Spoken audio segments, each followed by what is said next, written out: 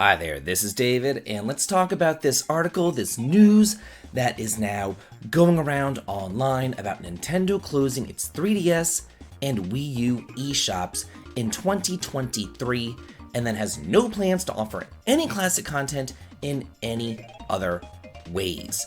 Yeah, we have a year to buy these games, but that still makes it pretty crummy. Digital sucks. It's always sucked. The digital future is anti-consumer, it's bad for gamers, and it's bad for the industry. Let's have a look at this article here on Koka2. Basically, here is the gist of it. They're going to be closing their shop, but even though it's going to be closing in March of 2023, it's still kind of closing a little bit earlier than that because as of May 23rd this year, you can't use any credit cards to add funds to any account on the Wii U or 3DS family of systems. And then as of August 29th, it won't be possible to even use any kind of gift cards to add funds to those accounts either.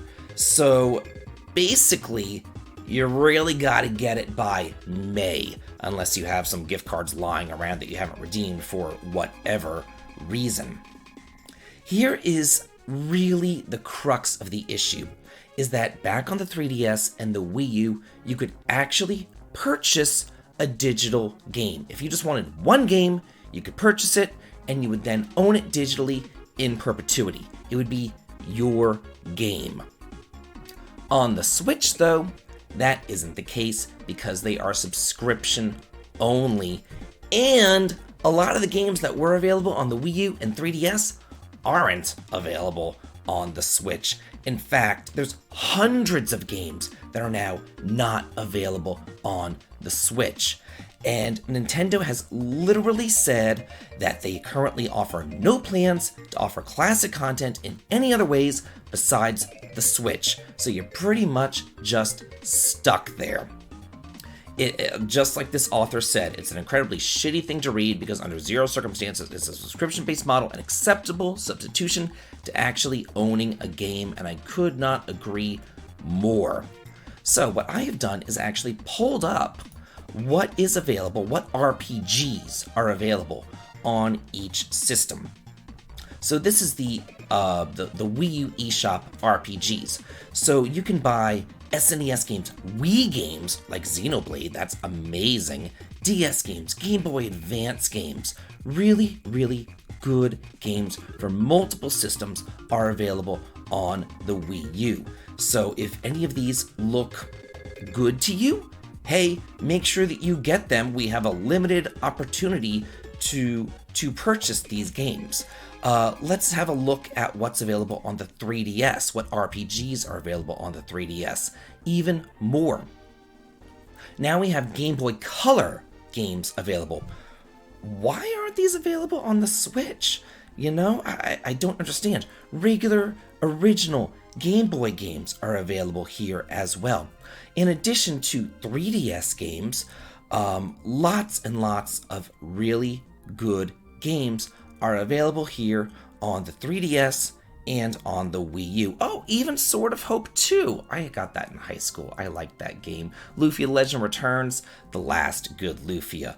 I will say that. Lufia 4, not so much.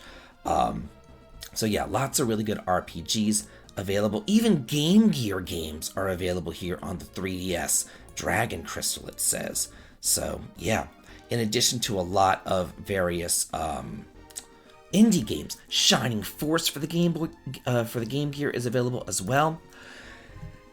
Why is it so hard to put Game Boy, Game Boy Color, Game Boy Advance games, Game Gear games on the Switch? Why do we only have NES or SNES games available in addition to indie games? Why are only those available on the Switch? And then you gotta pay more if you want the Sega Genesis, Mega Drive, or N64 games. You gotta pay even more for the subscription to never really even own those games. You could pay the subscription for the next 3-4 years, however long the Switch lasts, and then let the subscription run out, and then you'll never even own those games. You'll never get your saves back or anything. It'll be like you never had those games at all over on the Switch.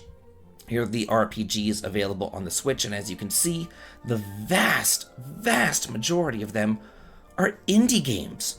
Where are all the classic games? The classic games that we all grew up and know and love. Yeah, there's a lot more, as you can see, but again, they're indies.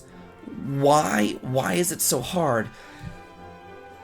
Once Xbox or Sony, pretty much once they release a game for their digital consoles, they're kind of always there. They're always available for you to purchase. So I don't understand why it is so difficult for Nintendo to do that. This wouldn't be such a big deal if Nintendo said, oh hey, you know what? We are getting rid of the Wii U eShops and the 3DS eShops, but we're pushing everything up to the Switch. So everything that you had there is now available on the Switch.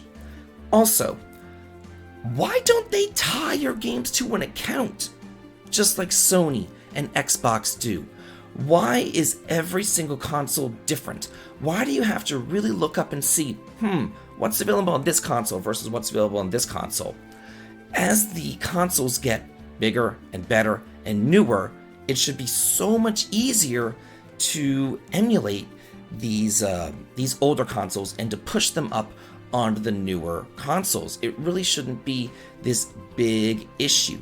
That's why Nintendo is getting this blowback right now, because they make it such a confusing endeavor to actually download anything from their eShop to figure out which systems are available on which consoles and how to actually get them. They make it so overly complicated. This is why I emulate. Let's look at my emulation folder. Why not? This is my folder of just SNES games that I have. I have tons of them because I love the SNES, probably one of my favorite consoles of all time. And yeah, if they made these games available for purchase, easy to download, then I wouldn't have to do this. But they don't. So here I am. Nintendo's not getting a dime from me because they're not releasing the games that I want. You know? I refuse to pay a subscription service to not actually own those games. So even though this isn't legal, I guess, it's as close as I'm going to come to actually owning these games, because Nintendo is not allowing me to do it their way, because Nintendo wants everything so convoluted, and I just don't understand what they're doing or why they're doing this. So this is just my hot take on the entire eShop situation. I've always felt that it's very complex the way that they do it. I've always felt that Sony and even Xbox, as much as I hate Xbox, has always done it a little bit better. And I feel like since Nintendo relies on nostalgia and their older games so much, they should be the ones leading the pack and showing the other companies how to do this. They've been in the game creating games for longer than Xbox or Sony has, so they should be showing these other companies how to do it. But instead, they're just, they always seem to be behind. They always seem to be behind, and I don't understand why. They should be showing these other companies how to do it properly, but it's just janky, and I don't get it. And yeah, I'm kind of ranting a little bit, but hey, I'm kind of sick of it also. What do y'all feel about this entire eShop situation? emulation situation, the way that they have certain consoles or certain emulated consoles on certain other consoles. You know, they only have the Game Boy Color over here on this random console, but they only have the N64 on this random console, but the SNES on this random console. It's just too much to keep up with. I don't understand. Just put it all available in one place, and then if you want a subscription model, that's fine. But also concurrently offer a purchasing model too, because there are gamers like me who would love to actually go ahead and just outright purchase these games, but you're not really able to do it. What do you guys think about this? Let me know in the comments, and as always, have a good day.